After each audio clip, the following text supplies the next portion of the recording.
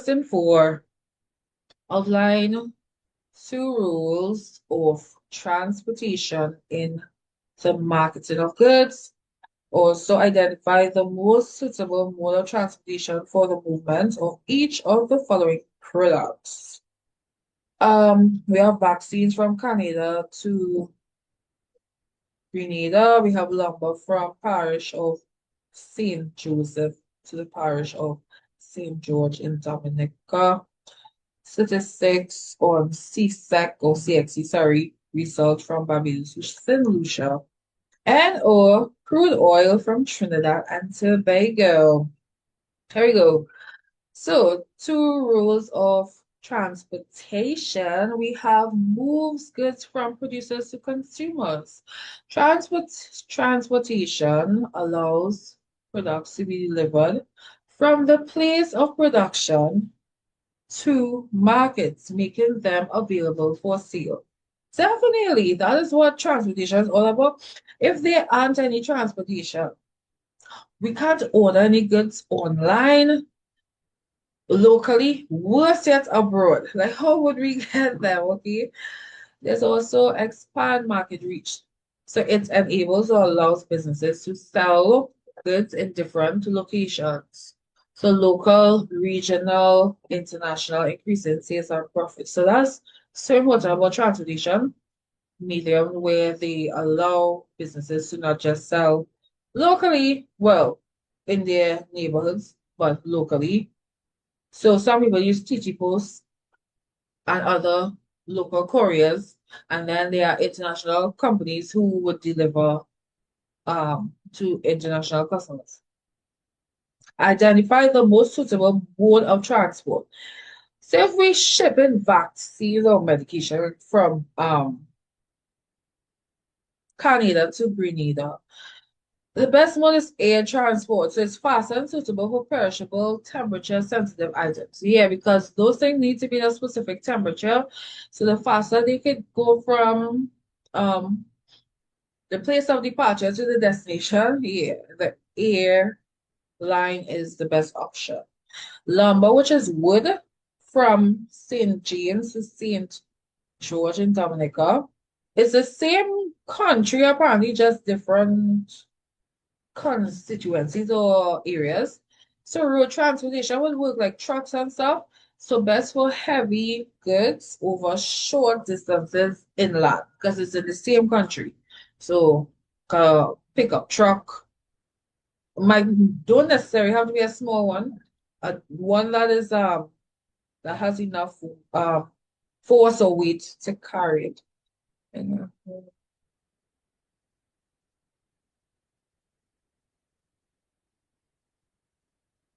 I like that one. Okay, yes, that's the thing with Digicel. They tend to bombard us. So what's the thing to say? They tend to consistently send promotional messages. Way more than B-Mobile because I also had B-Mobile Sims too. B-Mobile don't message me as often as so yeah. As you said on social, but yeah, if you have digital, yeah, they are known for their consistency in that manner. Okay, statistics on CXC results from Barbados to Saint um Lucia. It's just statistics, which is data. It's not like a whole set of documents that can be done online. So electronic transmission, internet, faster and most reliable for data and information. Now they could also ship it as well, physically, but that is going to take more time. Then there's crude oil from Trinidad and Tobago. So there are pipelines and stuff. So sea transportation, ship, tanker, normally support for large, bulky liquid over water. So like a cargo ship. Um, yeah. They said from Trinidad. That means it's most likely going to another country. If it was like inland, like from Chaguanas to Port of Spain, they might have could have still used a truck, but Some are used because there are pipelines already hooked up under a lot of villages. They could use that as well as a form of transportation. Moving on. If you have questions, you know what to do. State two problems that may be encountered in the distribution of mangoes from the Caribbean to the United States of America. I think you already know that, right? Okay, the other one is other than the use of global positioning systems, also known as GPS technology, outline two measures that firms could take to reduce some of the problems encountered in the distribution of goods globally. What is this? Hold on. Okay, that was the first one was, oh, what will happen? Okay, so something is missing here, because I'm not seeing part one. I said state two problems that may be encountered in the distribution of mangoes from the Caribbean to the United States of America. One is definitely going to be spoilage because mangoes don't last very long. So depending on how ripe they are, they may be spoiled by the time they arrive. And even if they use refrigerators for them, the taste is not going to be as it originally was because there's something about freezing stuff, it never tastes the same, right? So even that is a problem. Let me see any other problem. Hmm, I don't think nobody wants to steal that, so I would say that's a problem.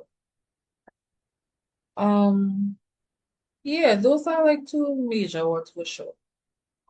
This other one here would outline two measures to reduce distribution problems when goods are being distributed, especially those that are likely to spoil, food items and stuff. Use of refrigeration or cold storage. So keeping mangoes in refrigerated containers slows spoilage and refrigeration. Yes, that's true. But the taste, the quality, imagine defreezing a mango from a refrigerator.